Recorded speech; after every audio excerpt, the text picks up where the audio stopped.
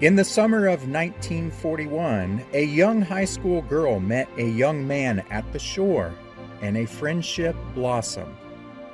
Hundreds of letters and years later, not even a global war could separate them. This is the beginning of their love story, a story that lasted for 63 years.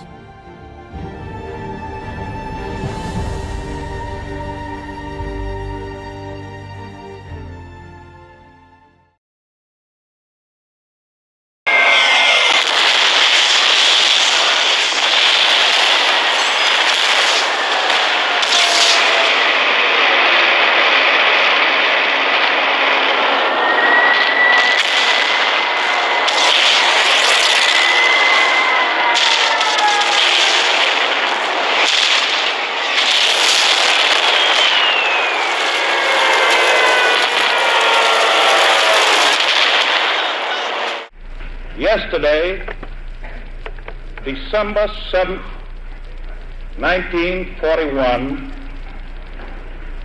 a date which will live in infamy. The United States of America was suddenly and deliberately attacked by naval and air forces of the Empire of Japan. In the days, weeks, and months following the attack on Pearl Harbor, Americans struggled to find their place within the war. In the meantime, life went on. December 29th, 1941.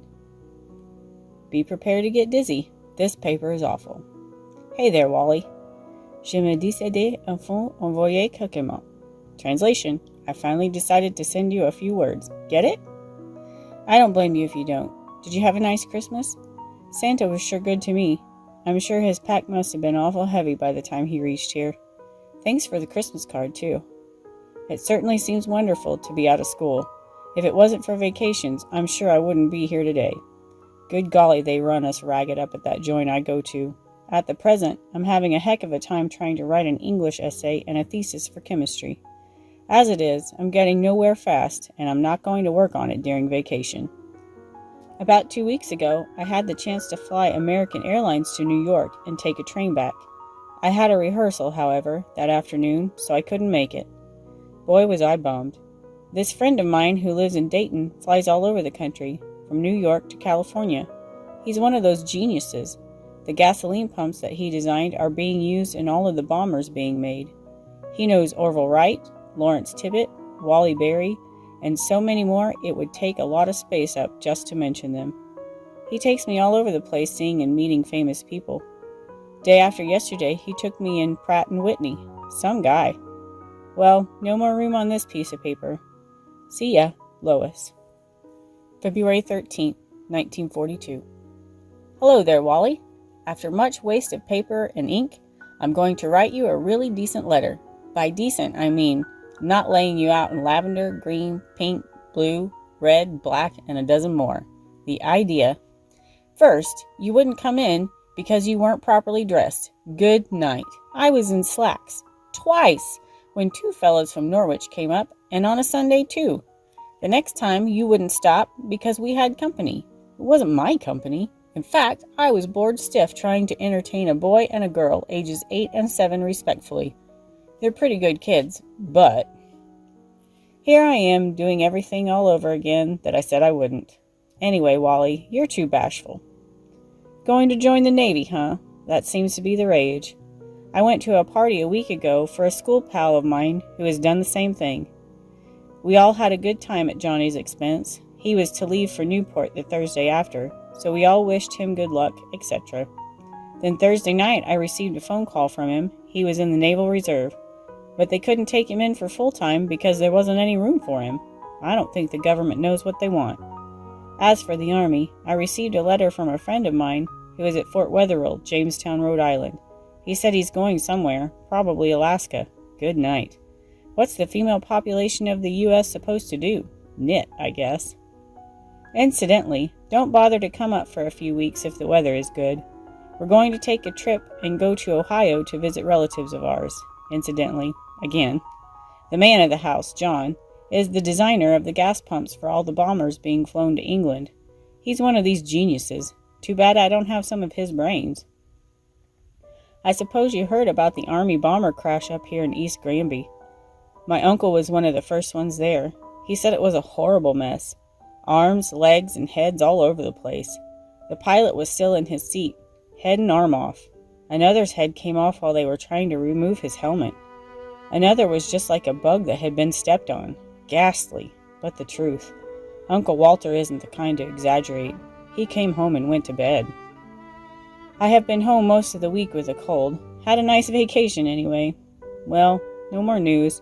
I'll send a card from Dayton if we go. Sincerely, Lois. April 5, 1942. Hello, Wally. You should feel highly honored. Here it is, 7:30 Easter morning, and I'm writing you a letter. With a couple of my gal friends, I went to the sunrise service this morning. It was the first time I had ever been, and I enjoyed it very much. The rest of the family is still in bed. I was up at 5:15. Sleepyheads, that's what they are. Now about writing. No, nothing is the matter. I just didn't get around to writing, that's all. You should see the bunch I have to answer anymore.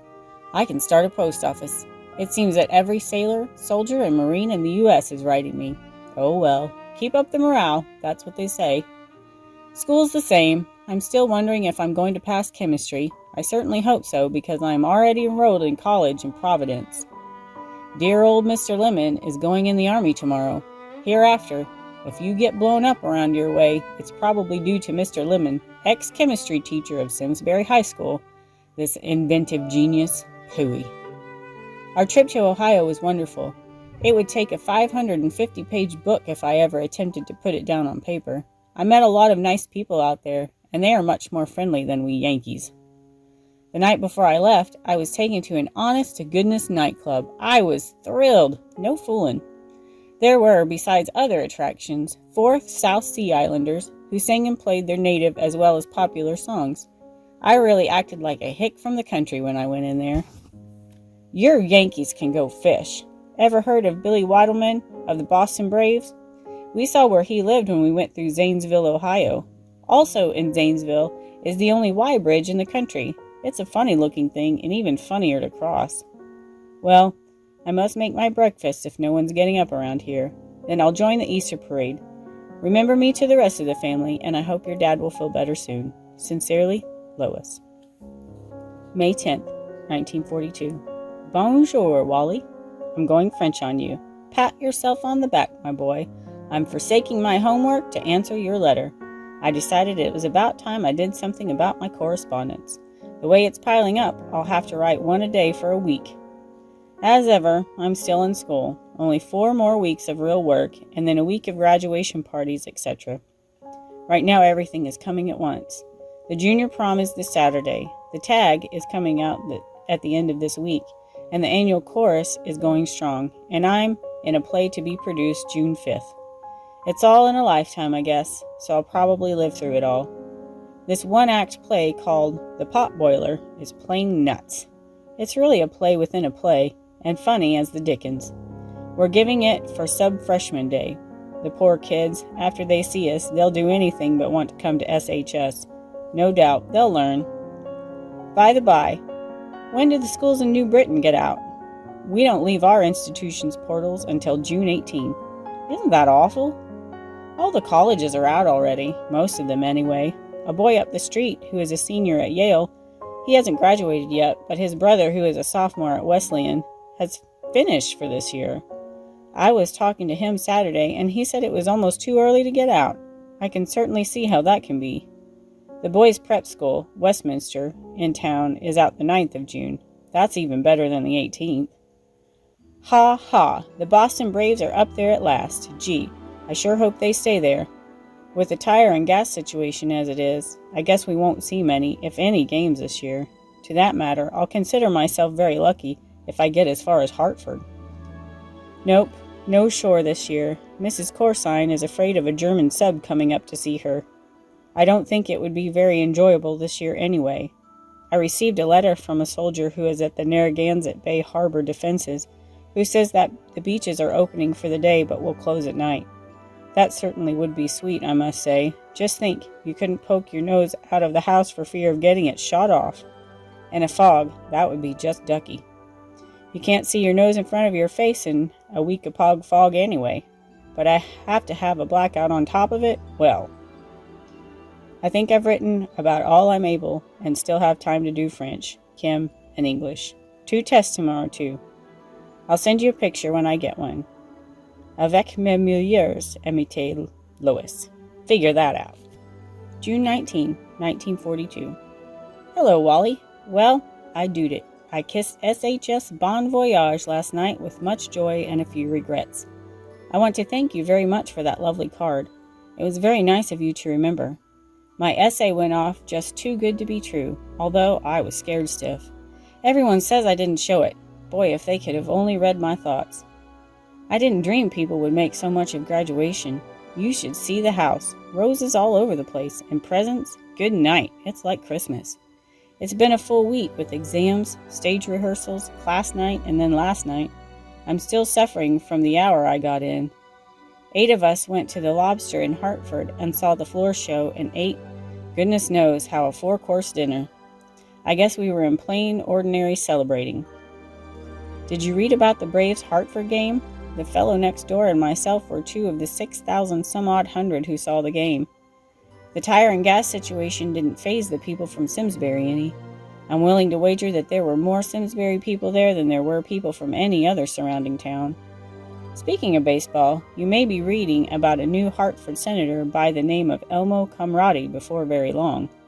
Maybe you've read about him already because SHS's 9 and Elmo have had their names in the Connecticut papers as far away as New Haven. In a game with Plainsville, he struck out 26 batters. That's some record considering he pitched and won 11 of the 13 games we played last year. He went in Tuesday and tried out with the Hartford team. They offered him $100 a month with a raise towards the latter part of the month. He's a senior, or will be come September, so he's a good chance of becoming better. Incidentally, Mr. Wallace, you're a mean guy.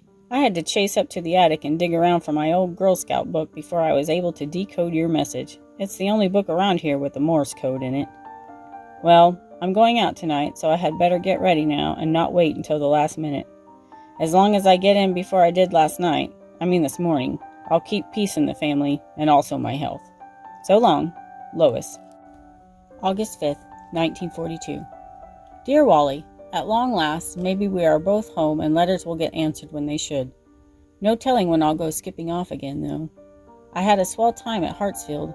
There were so many things to do that we were kept busy all the time. We didn't mind it too much, though, even if we were pretty tired by the time 10:30 rolled around. We had to get up at 6:15. It was as bad as being in the Army. The campus was beautiful and included several dorms, music hall, gym, swimming pool, library, chapel, and several buildings for classes. About 15 buildings in all. I guess I told you that it is a girls' prep school. It's where Mother and Dad wanted to send me, but of course I had to like SHS better. Nuts. If I had only known. We visited the Shell Chateau. What a place. 105 rooms, 34 bedrooms, private chapel, 6 floors, game room, towers, and sunken gardens, just to mention a few things. I was home only a week when I left for Ridgewood Beach, Clinton, for a visit with a friend of mine. We had a lot of fun and did all sorts of crazy things, like swimming very late at night in the rain, and just about anything goofy we could think up. And you know me, I can think up plenty. I'm glad you were able to go to Weekapaug. I guess it's the same old place. Did you happen to meet Everett Morton or Norman Bates? On second thought, Everett is probably in Yale now, so he wouldn't be down there. It's too bad we couldn't have gone down, but Mrs. Ensign got cold feet and went to White Mountain instead. Sissy, isn't she? While I think of it, after September 10th, my address will be Salisbury Hall, 8 Young Orchard Avenue, Providence, Rhode Island. Don't forget now. Believe it or not, I still want to get letters at college, even when they won't be answered very soon. It seems that I'm out of news. At least I can't think of anything more to say. Oh yes, if you ever get down to Providence, way after September 10th, drop in. However, don't show up on Mondays, Tuesdays, Wednesday, and Thursdays. No visitors are allowed these days, or rather nights. They sure do take care of us and see that we don't stay out nights. I suppose because it is a co-ed college, they take extra good care of us. Nuts. You had better let me know ahead of time anyway, because there will be so much doing, but I will have to find the time. The college, Bryant, itself, is easy enough to get to. Just find Brown University and you found Bryant. It's just a few blocks up. About a page ago, I said I was out of news, but I managed to add another page. This time, I'll close before I can think of anything else. Love, Lois.